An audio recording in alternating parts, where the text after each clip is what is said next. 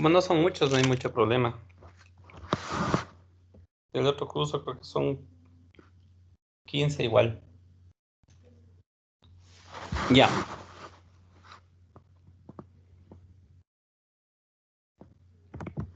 Bueno, entonces vamos a empezar la clase. Ya están grabando, sí. Sí, Doc, ya se está grabando. Ya, vamos a compartir la pantalla. Mm, mm, mm, mm.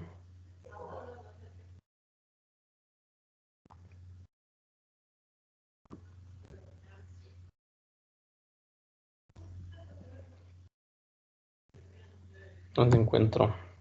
Aquí está. No, no está. Aquí. Sí pueden ver mi pantalla, ¿cierto? Sí, Doc. Ya. Cuando comparto pantalla no sé poder ver a los estudiantes, así que...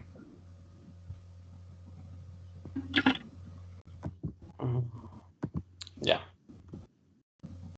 Entonces ya, esta parte ya vimos, ¿no es cierto? Habíamos quedado en ver, ya vimos el temario que vamos a chequear en clase, la metodología también ya revisamos, ¿no es cierto? ¿Cómo vamos a tener la clase? Sí, estábamos de Sí, Doc. acuerdo con los puntajes de asistencia, prerequisitos, casos clínicos y examen. Y ahora empezamos entonces con esta de clase, principios generales, ¿no es cierto? No avanzamos nada todavía, ¿no es cierto? No, Doc. Ya. Desde acá está todo claro, ¿cierto? Está todo claro de cómo vamos a llevar el curso en este semestre. Bueno, dentro de los principios generales de la nefrología, primero, claro, la nefrología es una rama de la medicina interna. Eh, la especialidad como tal conlleva, no necesariamente es una subespecialidad. Hay muchos sitios fuera del país y aquí en el mismo país está el posgrado de nefrología que exige como prerequisito tener al menos 2 años de residencia en medicina interna, pero también puede ser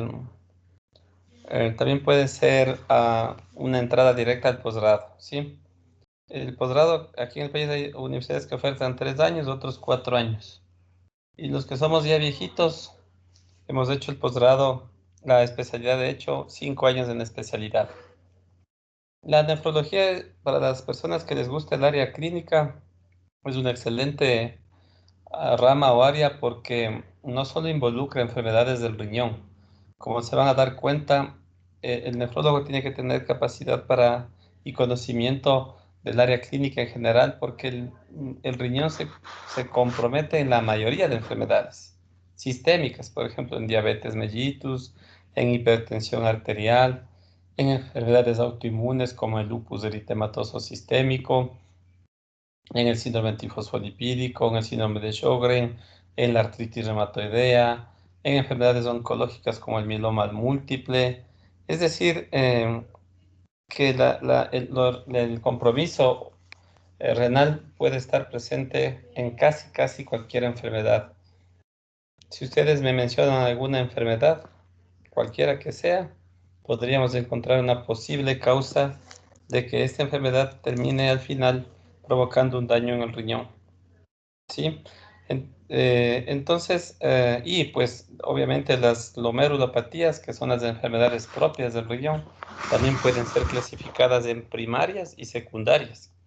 Las glomerulopatías primarias son las que no sabemos la causa, son idiopáticas, son alteraciones genéticas, son en las que no hemos podido determinar una enfermedad secundaria, una enfermedad de base, y las glomerulopatías secundarias, en cambio, son aquellas en las que está demostrado otra enfermedad sistémica o de base que es el causante de esta patología.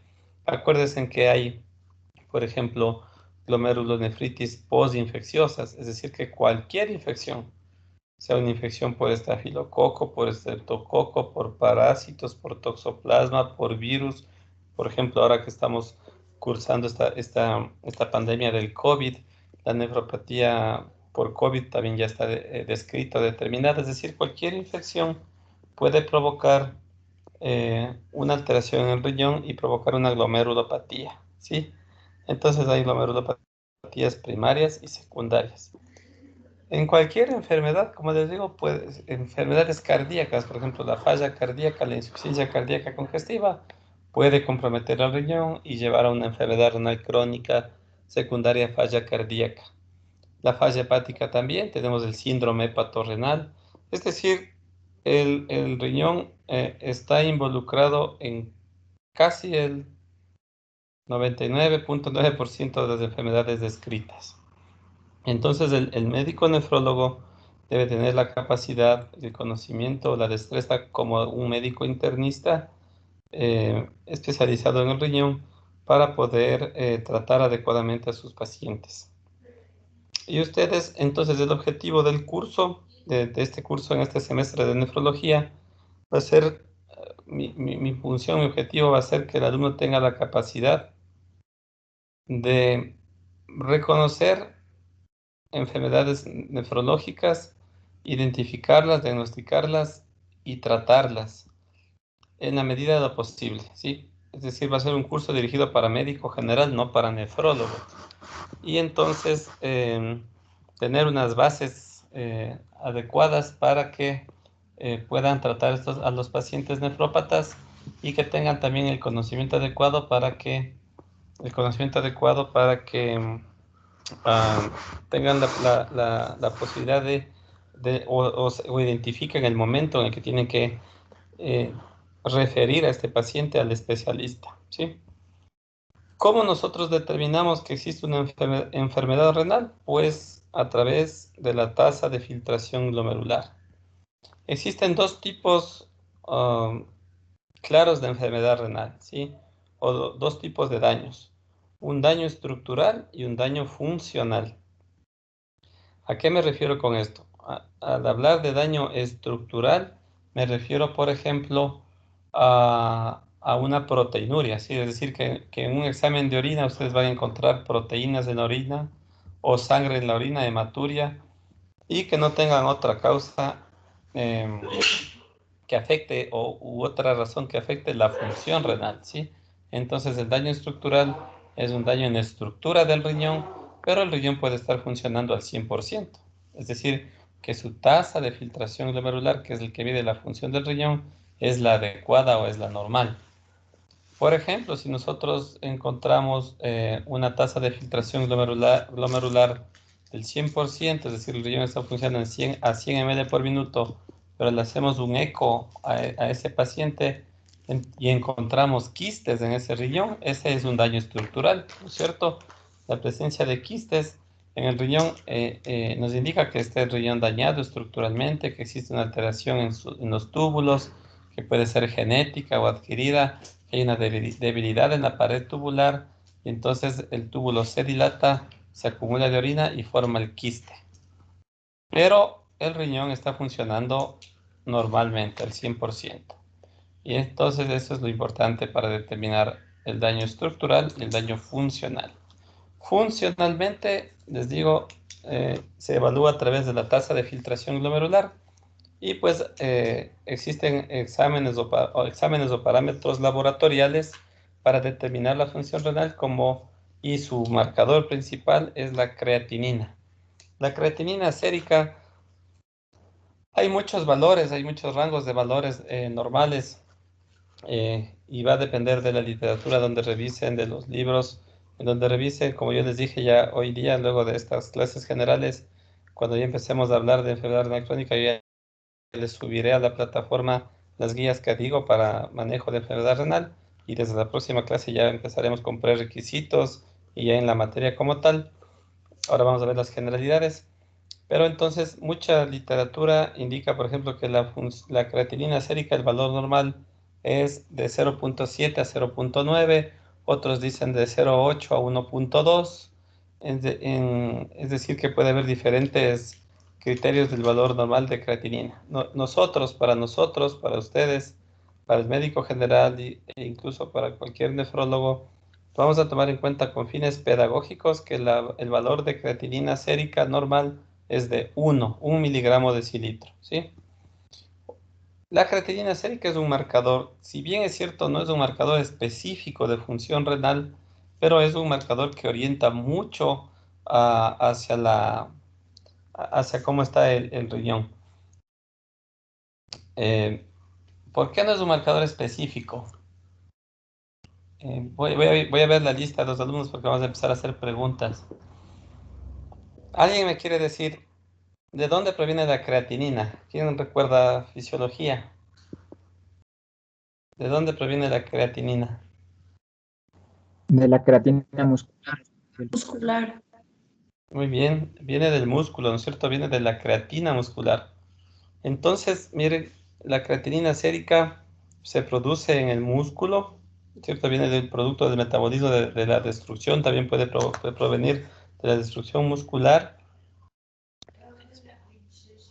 Y esta creatinina puede estar elevada en sangre, puede estar elevada en sangre y no necesariamente representar o reportar un daño renal. Es decir, el riñón puede estar funcionando al 100%, pero si existe demasiada producción de creatinina, puede perder la capacidad de eliminar esta creatinina en la orina y por lo tanto los niveles en sangre pueden estar un poco elevados.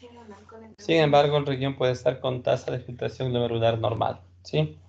Por eso es que la creatinina sérica, les digo, no es específica, pero es el principal marcador para función renal, ¿de acuerdo? Entonces, por ejemplo, hay pacientes que tienen mucha masa muscular, hay pacientes físico-culturistas que tienen pesos de 80, 85 kilos, que incluso consumen creatina o usan anabólicos corticoides. Entonces tienen una masa muscular muy importante y tienen mayor producción de creatina y por lo tanto de creatinina sérica. Entonces estos marcadores van a encontrarse un poquito elevados. Sin embargo, cuando nosotros evaluamos la tasa de filtración glomerular en ese riñón, esto puede estar completamente normal, ¿sí? Puede estar completamente normal. Y la creatinina sérica puede estar, por ejemplo, en 1.3, 1.4, ¿sí? Por eso decimos que no es un marcador específico, pero es el más aceptado porque más se acerca a evaluar la función renal. La urea es otro marcador y la urea es menos específico todavía porque depende también de otros factores. Por ejemplo, la urea va a depender de la ingesta de alimentos. Si nosotros tenemos una alimentación hiperproteica con demasiada proteína de origen animal, entonces la urea va a estar un poco elevada sin importar que el riñón se encuentre funcionando bien o no, ¿sí? De la misma manera, por ejemplo, si existe un proceso de deshidratación importantísimo, entonces va a haber incremento de los niveles de urea en sangre, aunque la creatinina se mantenga normal. Es decir, esa disociación entre urea y creatinina se puede ver en una deshidratación. Si ustedes ven un paciente con urea, el valor normal de urea es hasta 50 miligramos de cilitro para fines pedagógicos. Si ustedes encuentran un paciente, por ejemplo, con más de 200 de urea, 240 de urea y creatinina sérica, por ejemplo, en 1.5. Esa disociación puede estar correlacionada, por ejemplo, con un proceso de deshidratación o un daño tubular, ¿sí? Y, por ejemplo, cuando tenemos pacientes con crisis hipertensivas, en donde la presión arterial demasiado alta puede provocar una isquemia en el glomérulo, la creatinina sérica se eleva más. Puede estar la creatinina en 4 y la urea estar normal en 50, 55. Esa disociación creatinina-urea indica en cambio un daño isquémico glomerular, ¿sí? Otra manera de determinar enfermedad renal es a través de un simple examen elemental y microscópico de orina, que nosotros los nefrólogos les llamamos la biopsia del pobre, porque en este examencito, que es muy fácil de hacer, muy económico, muy barato, de un resultado inmediato, podemos determinar, por ejemplo, la presencia de alteraciones estructurales del riñón, como la proteinuria y hematuria que habíamos mencionado. Entonces, si nosotros tenemos presencia de proteínas en la orina que no debería haber, sangre en la orina que no debería haber, entonces nosotros decimos que existe un daño estructural en el riñón, independientemente de que haya o no una buena función renal, ¿sí?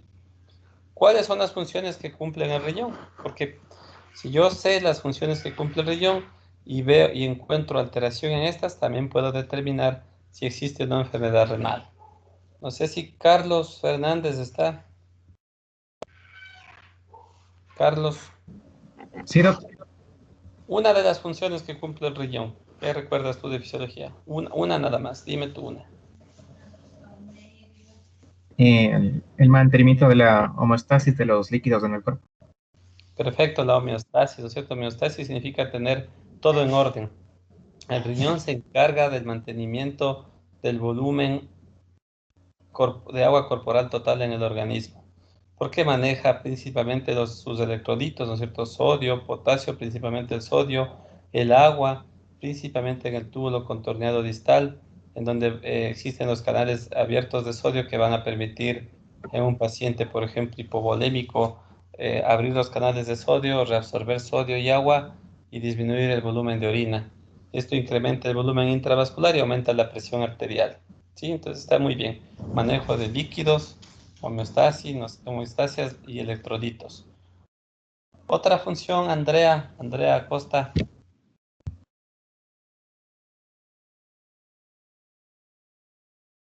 Doc, ¿me escucha? Bueno, Sí, otra función podría ser, por ejemplo, la excreción de sustancias de desecho a través de la orina. sí, no podría ser, sino que es. El riñón Doc, cumple como función la excreción de desechos, ¿no es cierto? Estamos hablando justo de esos desechos, por ejemplo, la urea, productos de metabolismo, la creatinina, que si ya se encuentran elevados en sangre, entonces el riñón va a excretar estos desechos, el ácido úrico también. ¿Qué otro desecho pueden Doc, encargarse, Andrea, de eliminar? Doc, yo tenía una preguntita acerca de esta parte, porque verá, hay algunas personas que suelen hacer la dieta keto. Mm, Pero en el transcurso o sea, de las semanas, ellos comienzan a observar en la orina grasa, como más o menos grasa. Y eso, o sea, yo no sé si es por parte de la dieta o porque está teniendo algún tipo de daño en el riñón. Eso no lo entiendo muy bien, hace Doc. daño. Lo que pasa es cuando hay gente que empieza a hacer dietas, principalmente estos veganos o vegetarianos. Entonces, cuando no tenemos un aporte suficiente o adecuado de proteína y de glucosa, ustedes recuerden que el hígado, que es el encargado de mantener la función metabólica nutricional, es de la fábrica de proteínas, ¿no es cierto? Entonces el hígado, como no tiene sustrato para generar proteínas, empieza a utilizar la grasa. Y por eso es que cuando existe una pérdida de proteínas de hipoalbuminemia en nuestros cuerpos, empieza a incrementarse los niveles de colesterol, triglicéridos. Sí, entonces la hipercolesterolemia, la hipertrigliceridemia es consecuencia de una alteración en el metabolismo proteico dentro del hígado, con el fin de obtener energía y proteínas de otras fuentes que no son las adecuadas. Y estos incrementos importantes va a provocar elevación de lípidos en sangre y lipiduria porque el riñón es el encargado de eliminar el exceso, todo lo malo. Entonces, por eso puede aparecer lipiduria en estos pacientes, porque están incurriendo en una alteración metabólica importante. Miren, yo siempre les digo, todo extremo es malo. Entonces, no podemos irnos a algún extremo a hacer dietas hiperproteicas, pero tampoco podemos irnos al otro extremo en eliminar completamente proteínas y ser completamente vegetarianos o peor veganos. Entonces, nuestro organismo está eh, eh, diseñado para trabajar de manera equilibrada.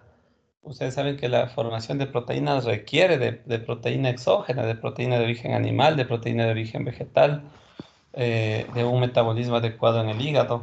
Entonces, si nosotros alteramos completamente esto, afectamos completamente esto, vamos a tener complicaciones o secuelas, ¿sí? Y más aún cuando, una vez que hemos tenido un ritmo adecuado de alimentación, de nutrientes, de estilo de vida, y se quiere cambiar bruscamente este ritmo, entonces vamos a tener problemas hasta que nuestros órganos se vayan acostumbrando, ¿sí? Ay, Bueno, ya. ¿qué otra función, Carolina? Gracias, Doc. La producción de hormonas, Doc, produce eritropoyetina, renina y 1,25 dihidrocolecalciferol. Calcitriol. ¿En dónde se produce la eritropoyetina? Eh, no me acuerdo, Doc. ¿En qué Dayana. parte? Tienen complejo yuxtaglomerular. Dayana. Sí, doctor. ¿En dónde se produce la eritropoyetina? Está muy bien lo que dice Carolina, ¿no? El riñón, como una de sus funciones también es formador o formación de sustancias que tienen su acción a distancia, es decir, hormonales. La eritropoyetina está muy bien. El calcitriol, es decir, la vitamina D3 activa, el D3 de hidroxicalciferol. Y la renina, pues que actúa dentro del sistema renina-angiotensina-aldosterona a través de la mácula densa, ¿no es cierto? Y en el metabolismo óseo también participa a nivelar los niveles de paratormona, calcio y fósforo. ¿En dónde se produce la eritropoyetina, Dayana? No sé si recuerdas. Es en el intersticio renal. Sí, una parte está en el intersticio, pero principalmente en las Las células células vestigiales. yuxtaglomerulares. ¿Alguien iba a hablar? ¿Quién quiere participar? Eran, ¿las células se refiere a las células? Sí, a las células. Era en el aparato yuxtaglomerular, en las células yuxtaglomerulares. Bueno, ahí la renina, ¿no? ¿Y la eritropoyetina?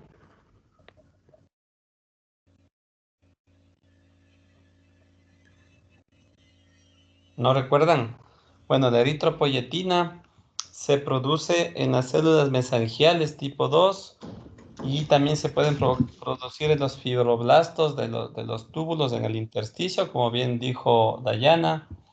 Pero también, claro, la eritropoyetina también puede producirse en el músculo también, sí, no solo en el riñón, y una partecita en el hígado, pero casi el 85% de eritropoyetina que se produce en el riñón están en las células mesangiales, en los fibroblastos y en el intersticio renal, ¿sí? La eritropoyetina, obviamente, tiene como función, como ustedes saben, es un agente estimulante de la eritropoiesis. Es por eso que los pacientes cuando tienen una enfermedad renal importante y cuando su tasa de filtración glomerular ha disminuido del 30%, pueden presentar anemia, ¿sí? Un tipo de anemia especial que es normocítica, normocrómica, es decir, no hace pensar ni en déficit de hierro, ni de complejo B, ni de folatos, sino que es una anemia específicamente por deficiencia en la producción de eritropoyetina.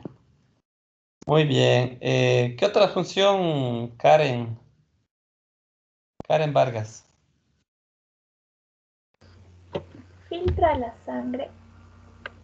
Ya dijimos, elimina desechos, maneja el agua y electrolitos, función hormonal. ¿Qué otra función nos falta?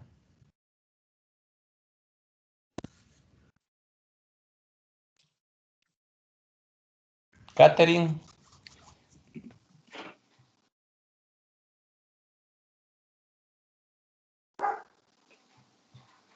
Catherine Silvana, ¿cómo está?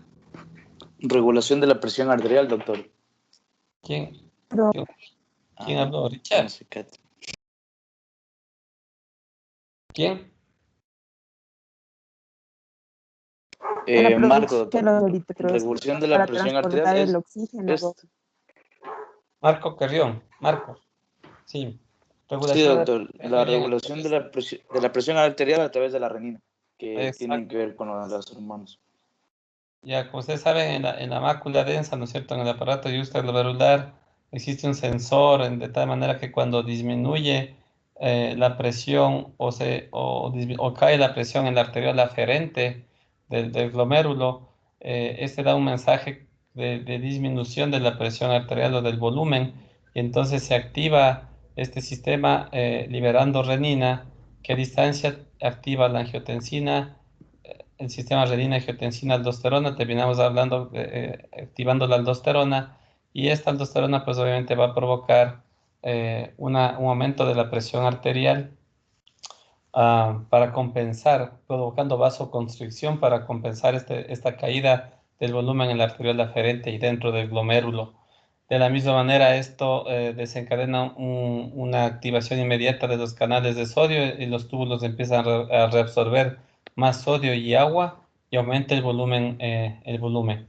Y al contrario, ¿no? Cuando ocurre lo otro, también existe una producción de bradicinina, en cambio, cuando existe, en cambio, hipertensión arterial, es decir, una vasoconstricción en las arteriolas aferentes o eferentes, aumento de la presión dentro del glomérulo, entonces existe una liberación de bradicinina y esta bradicinina es un vasodilatador del arterial deferente y esto va a provocar que se alivie o baje la presión dentro del glomérulo y por lo tanto se bloquee la reabsorción de sodio, reabsorción de agua, disminuye la producción de renina y se produzca una vasodilatación.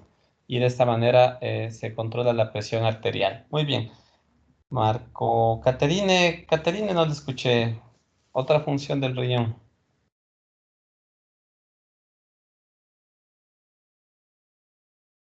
¿Sí está Catherine en la clase?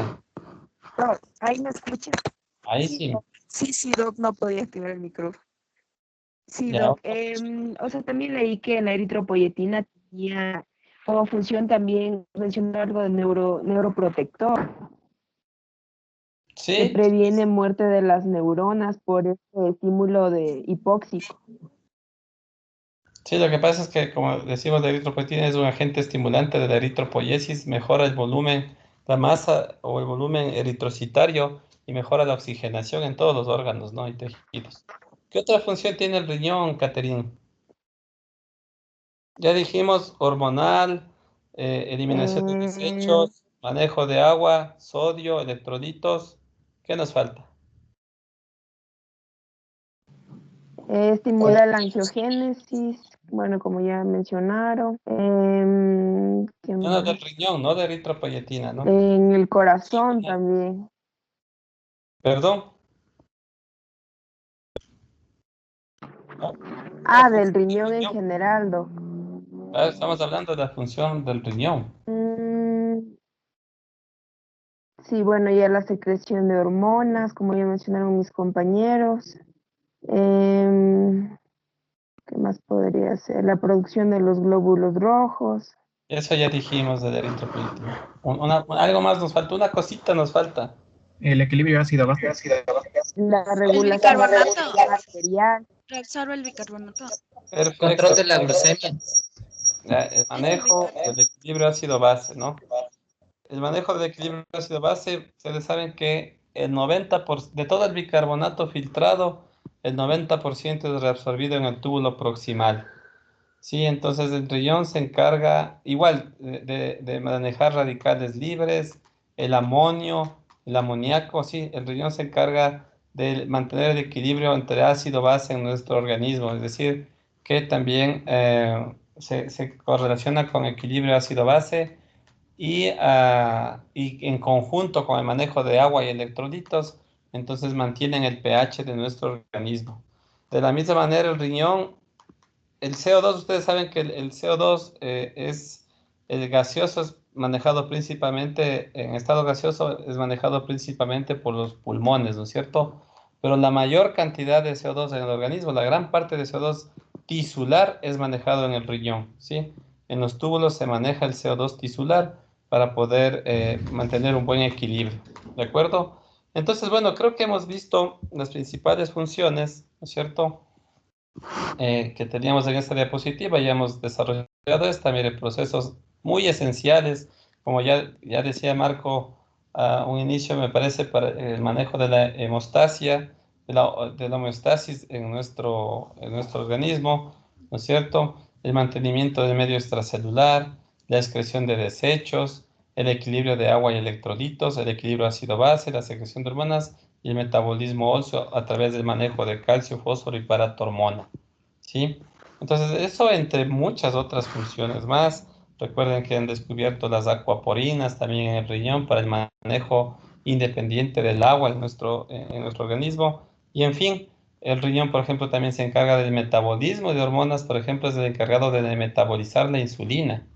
Sí, por eso es importante conocer cuando hay pacientes por ejemplo, diabéticos, en los que ya existe afectación del riñón y la tasa de filtración glomerular disminuye en menos del 30%, estos pacientes diabéticos, la poquita cantidad de insulina que produce su páncreas ya no puede ser, eh, ya no puede ser metabolizada o eliminada y empieza a circular.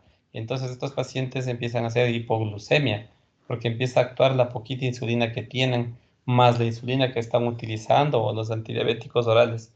Entonces es muy frecuente en pacientes diabéticos con falla renal avanzada presenten hipoglucemias de manera muy fácil y el médico tenga que descontinuar o retirar el antidiabético oral o la insulina que esté utilizando ese paciente. ¿Sí? Muy bien. En cuanto a fisiología renal, aquí tenemos un resumen de las partes principales o de las acciones principales que ocurren en el riñón, ¿sí? Y pues tenemos las estructuras fundamentales del segmento de una nefrona, ¿no es cierto?, de un riñón. Y acuérdense que el riñón está formado por encontramos más de 1 millón de nefronas en cada riñón, y estas están conformadas por el glomérulo, el túbulo proximal, el asa de Henle, ¿no es cierto?, con su rama descendente y su rama ascendente, el túbulo distal, el túbulo colector cortical y el túbulo colector medular, ¿sí? Esto son las estructuras principales que se encuentran en el riñón. Si a esto sumamos el intersticio, y dentro del glomérulo tenemos el mesangio y la membrana basal, las células parietales y las células epiteliales. Sí, tenemos 4 estructuras en el glomérulo. Ya vamos a ir viendo poco a poco, ¿sí? Pero dentro de las funciones principales, pues en el glomérulo es en donde existe el ultrafiltrado del plasma, ¿no es cierto? Ahí se filtra a través de una modalidad importante que es la convección, ¿sí? A diferencia de los otros sitios en el túbulo, que es a través de difusión, en el glomérulo existe convección, es decir, un ultrafiltrado, un movimiento de líquido desde la sangre hacia la membrana basal y pared del glomérulo hacia el espacio urinario.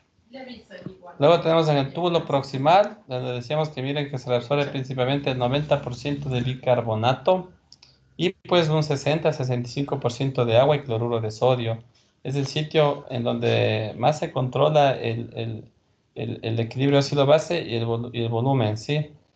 También es el principal sitio de producción de amonio, es decir, que también vamos a manejar ácidos para el control del equilibrio ácido-base. Reabsorbe glucosa y aminoácidos filtrados, es decir, que si en este riñón o en esta nefrona, por alguna razón que no debería ocurrir, empiezan a pasar glucosa y aminoácidos, el túbulo proximal es el encargado de reabsorber, ¿sí? Y pues también secreta aniones orgánicos como los uratos y cationes como la creatina, es decir, que también existe secreción tubular de la creatina.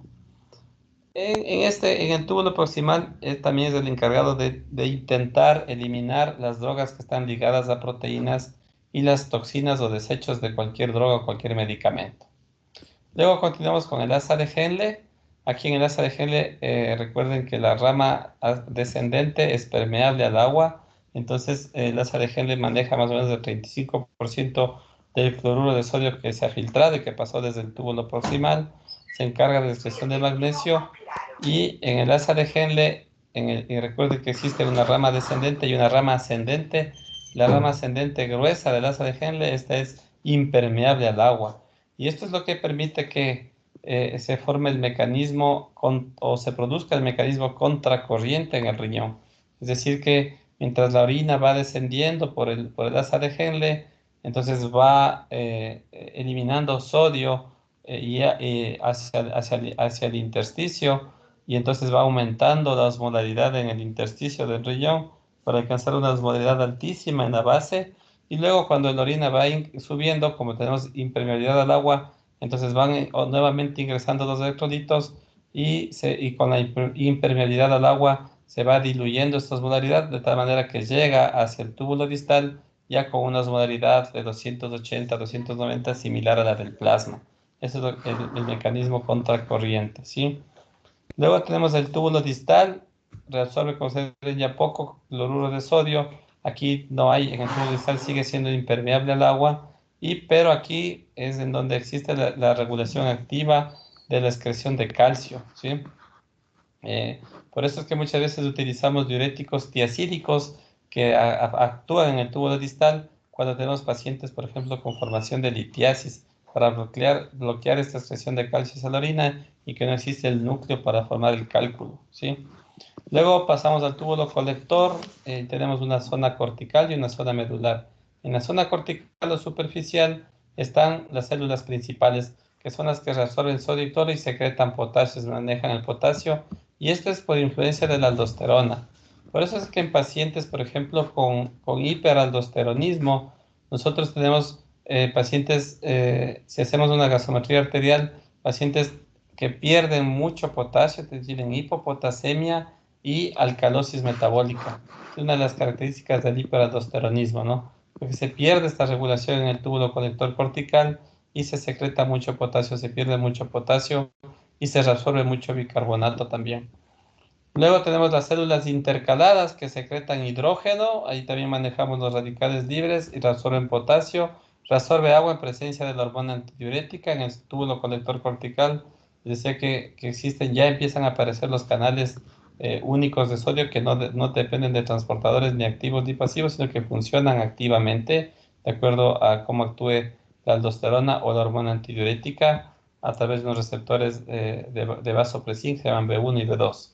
Luego tenemos el túbulo colector medular, que aquí es donde finalmente se producen los últimos cambios en la formación de orina. Puede reabsorber cloruro de sodio, reabsorber agua y urea, y también secreta o reabsorbe hidrógeno y amonio de acuerdo a cómo esté formada esa orina, de acuerdo a los sensores para tratar de mantener la estabilidad, ¿sí? Si es necesario secretar, secreta. Si es necesario reabsorber, reabsorbe de acuerdo al estado del paciente. Si estas son las características de las principales funciones de la nefrona, ¿sí? Esto es lo que más ocurre.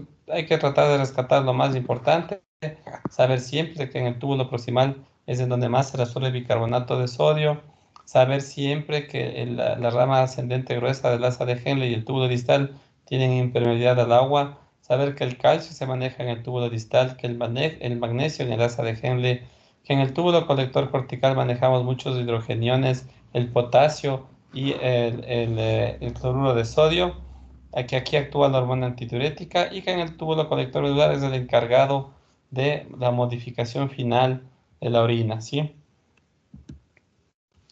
Y bueno, entonces una vez que hemos chequeado un poquito de las principales funciones, lo hemos recordado, vamos a hablar sobre la tasa de filtración glomerular. El glomérulo normalmente filtra más o menos unos 180 litros al día, es decir, 125 ml por minuto. Esa es la tasa de filtración glomerular normal, más o menos 125 ml por minuto, pero como nosotros para medir la tasa de filtración glomerular en la fórmula utilizamos la creatinina, o la tasa de filtración glomerular endógena, ya saben que la creatinina no es específica, esto hace cambiar el valor normal a un valor entre 90 a 120, ¿sí? Vamos a coger con fines pedagógicos 120 ml por minuto como tasa de filtración glomerular normal. Va a ser diferente, en hombres puede ser 130, en mujeres 120, va a depender, como les dije, del tamaño corporal, de la masa muscular, pero con fines pedagógicos vamos a quedar en que la tasa de filtración glomerular normal es de 120 ml por minuto. ¿Qué mide esta tasa de filtración glomerular? Pues la funcionalidad de todas las nefronas, de toditas y cada una, ¿sí? Muchos realizaron fórmulas y estudios para tratar de chequear o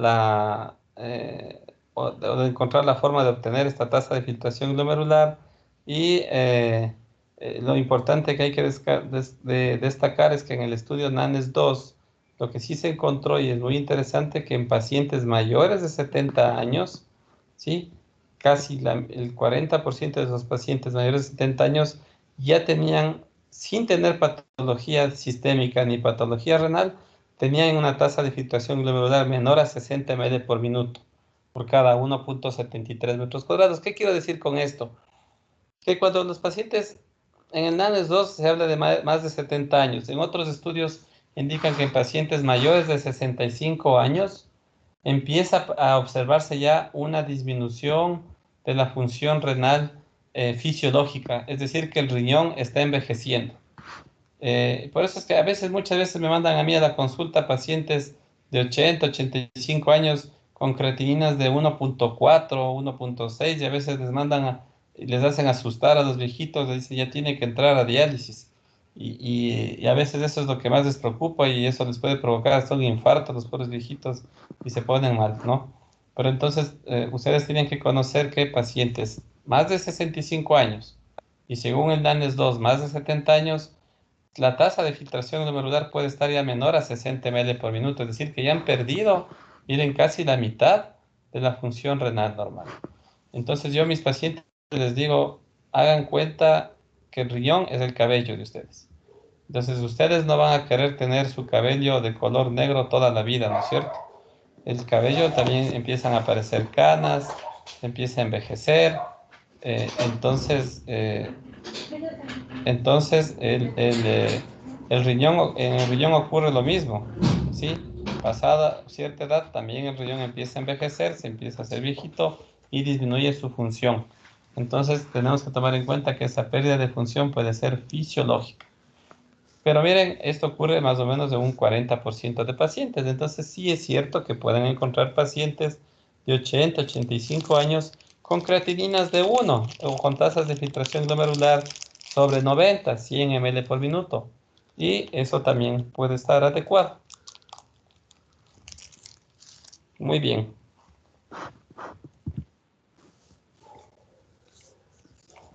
Cuando nosotros decimos que la tasa de filtración glomerular depende del número de nefronas funcionantes, no significa que sea igual a masa renal. Es decir, que si yo tengo una masa renal grande, inmensa, importante, no necesariamente todas son funcionales, ¿sí? Por ejemplo, esto es lo que sucede con la diabetes mellitus. En la diabetes mellitus, en los pacientes diabéticos ocurre un proceso de hiperfiltración, es decir, que se empieza a filtrar mucha cantidad de líquido y también esto arrastra proteínas. Y esto provoca que las proteínas sean reabsorbidas en los túbulos y queden depositadas en el intersticio. Entonces la masa renal va a estar incrementada, aumentada. Y no necesariamente eso es funcional, porque luego eso provoca fibrosis. Por lo tanto, podemos encontrar, por ejemplo, pacientes diabéticos que tienen, y si nosotros les hacemos un eco renal, observamos la masa renal, la fotografía del riñón, y vamos a encontrar riñones grandes, de buen tamaño, buena relación córtico-medular, parecen riñones normalitos de libro, y son pacientes que, por ejemplo, están haciéndose diálisis, ¿sí? Entonces, masa renal, tener una buena masa renal no significa que tengamos una buena función renal, ¿sí?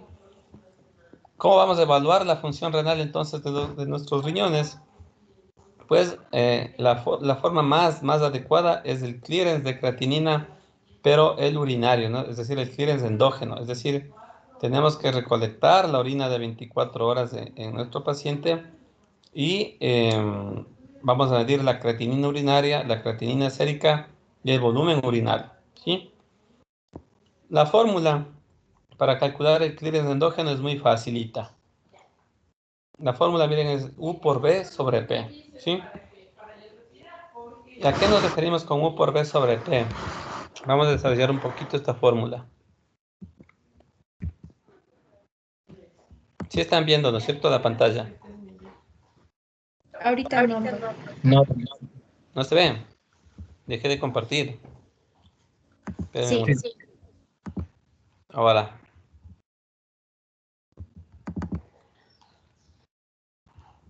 Ahí están viendo, ¿sí? Sí, Sí, doctor. Ya. Entonces les decía, quiero que aprendan bien la fórmula esta. La fórmula de clearance endógeno, ¿no es cierto? O clearance urinario o clearance de creatinina urinario se refiere a la creatinina urinaria.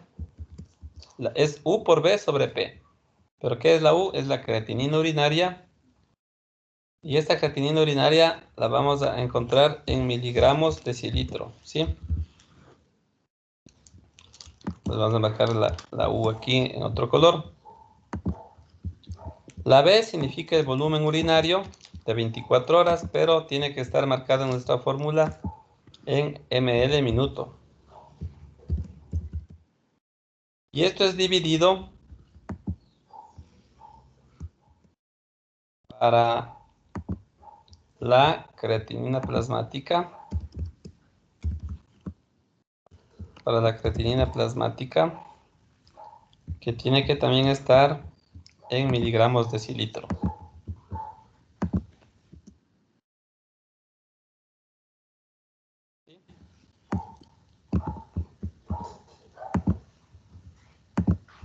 Esta fórmula sí van a tener que saberse de memoria porque la uso mucho incluso para exámenes, para cálculos, ¿no? Entonces, miren, el clearance urinario es creatinina urinaria en miligramos decilitro por el volumen urinario en ml minuto dividido para la creatinina plasmática en miligramos decilitro. Vamos a hacer un pequeño ejemplo y todos vamos a poner énfasis en este ejemplo, ¿sí? La creatinina urinaria vamos a tomar en cuenta que está en 98 miligramos decilitro. Así nos reporta el laboratorio. Para poder coger este examen, nosotros le pedimos al paciente que recolecte la orina de 24 horas. Es decir, de 7 de la mañana de un día hasta las 7 de la mañana del siguiente día. ¿Sí? Toda esa cantidad de orina que recolecte lleva al laboratorio. Y en el laboratorio entonces van a determinar el estudio, ¿no? Entonces supongamos que nos reportan 98 miligramos de decilitro de creatinina plasmática y digamos que ese paciente orinó 2 litros, 2200 ml en 24 horas, ¿sí? 2200 ml en 24 horas significa...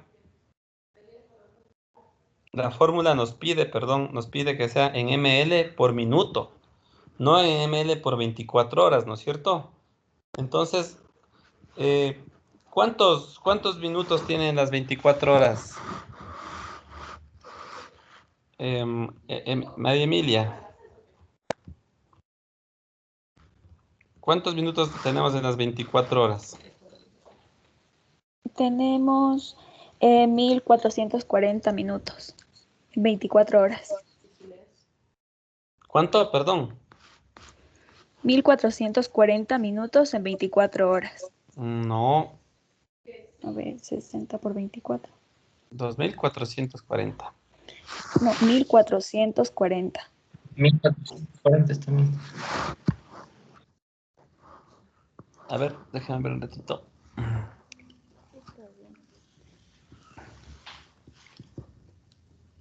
Está 24 horas por 60 minutos, ¿no es cierto? Sí, 1440, perdón, sí. 1440. Entonces nosotros vamos a dividir los 2200, pero me confundí con el volumen urinario.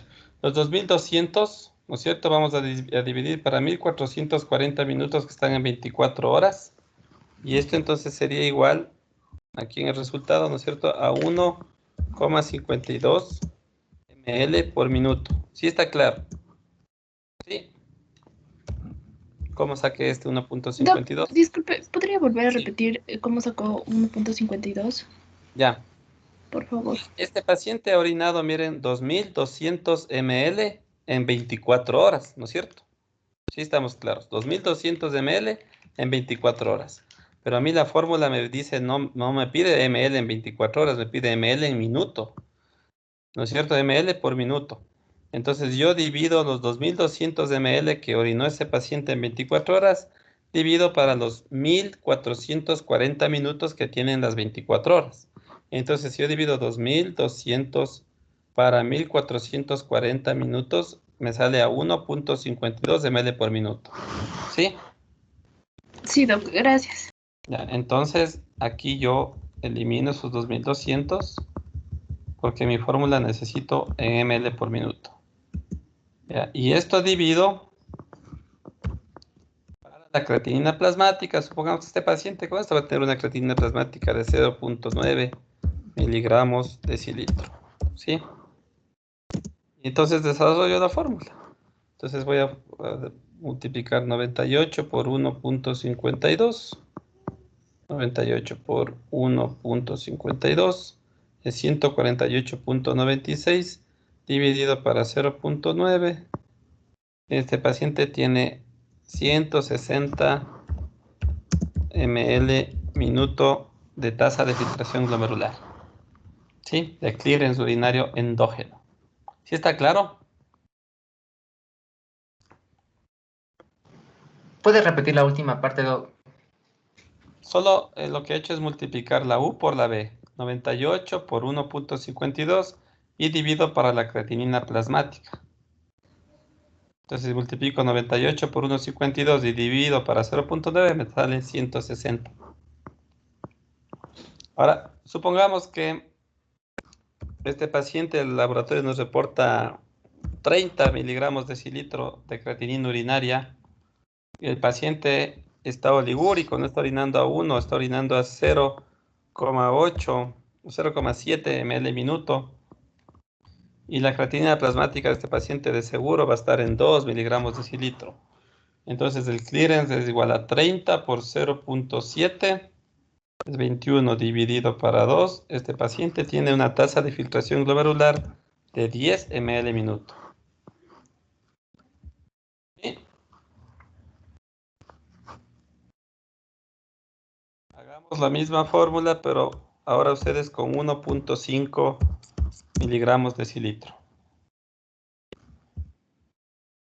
¿Qué resultado obtienen ahí?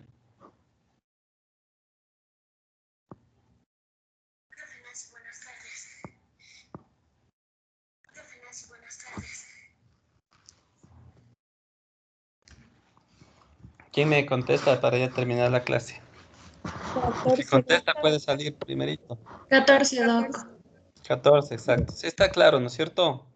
Así vamos a calcular el clearance endógeno. Hemos sacado la tasa de filtración glomerular endógena. De tal manera que cuando ustedes manden a sus pacientes a hacer un clearance de creatinina en orina de 24 horas, que es el clearance urinario, el laboratorio les tiene que dar este valor. Usualmente el laboratorio manda el volumen en 24 horas, no en ml minuto, y la plasmática siempre está en miligramos de decilitro, ¿sí? Como ustedes ven aquí, miligramos de decilitro del numerador se anulan con miligramos de decilitro del denominador y nos queda la respuesta en ml por minuto. ¿De acuerdo? Sí está claro, ¿no? Sí, Doc. Sí, Doc. Sí. Y lo otro, para terminar esto, este clearance de creatinina, aparte del urinario, el urinario es el más específico, es el endógeno, ¿no? Pero existen también fórmulas como la de Cockcroft-Gault, el MDRD y el CKD-EPI, que esas fórmulas de MDRD, CKD-EPI, Cockcroft-Gault, ustedes pueden encontrar ya en el computador en fórmulas electrónicas, que les piden datos, ustedes ingresan y les arrojan el resultado. Pero el Cockcroft-Gault también es una fórmula que está avalada por las guías que pueden utilizar ustedes en su práctica diaria, y en la que miren cómo involucra el Cockcroft-Gault la edad del paciente, el peso del paciente. Entonces la fórmula es 140 menos la edad, ¿sí? Por el peso dividido por la creatinina, ¿sí? Entonces, cuando nosotros vemos de 140 menos la edad,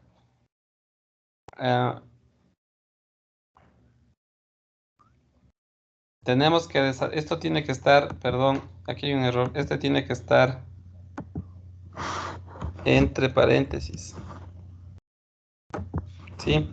Hay que calcular el 140 menos la edad y ese resultado multiplicar por el peso del paciente. Eso dividen para 72 por la creatinina plasmática, ¿sí? Para esta fórmula solo necesitamos saber la creatinina plasmática, ¿de acuerdo?